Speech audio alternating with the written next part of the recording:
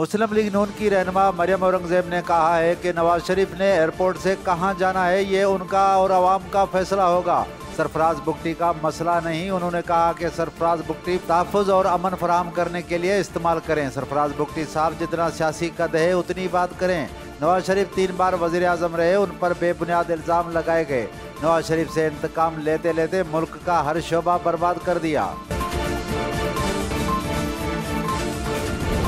में security forces का operation commander समेत 3 दहशतगर्द हलाक। ISPR के मुताबिक ऑपरेशन 25 और 26 सितंबर की दरमियानी शब दहशतगर्दों की मौजूदगी की इतला पर किया गया, जिसके नतीजे में 3 दहशतगर्द हलाक हो गए। मारे जाने वाले दहशतगर्दों में कमांडर किफायत भी शामिल है, जो कि सिक्योरिटी फोर्सेस पर हमलों और बेगुनाह लोगों के कत्ल में मुलव्वस था। साइफर केस चेयरमैन PTI और शाह महमूद कुरैशी के जुडिशनल रिमांड में 10 अक्टूबर तक तोसी। ऑफिशियल सेक्रेटरीट अदालत के जज जुल्करनैन हसनाद ने अटक जेल में साइफर केस की समाअत की। चेयरमैन PTI के वकील बैरिस्टर सलमान सफदर और उमेर नियाजी पेश हुए। FI8 की टीम समाअत के मौके पर मौजूद थी।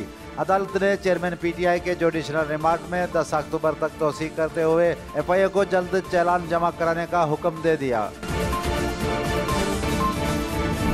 निगरान हुकूमत का कोई सियासी एजेंडा नहीं, नवाज शरीफ से कानून के मुताबिक सलूक किया जाएगा। निगरान वजीर दाखिला सरफराज बुगटी ने नवाज शरीफ की गिरफ्तारी के बयान पर वजाहत करते हुए कहा कि मेरे बयान को सयाक व सबाक से हटकर सियासी रंग दिया गया। उन्होंने कहा कि निगरान हुकूमत का कोई सियासी एजेंडा नहीं, ये बात खुशाइंद है कि नवाज शरीफ वापस आना चाहते हैं। बहुत सारे लोग नवाज शरीफ को खुशामदीद करने के लिए तैयार बैठे हैं।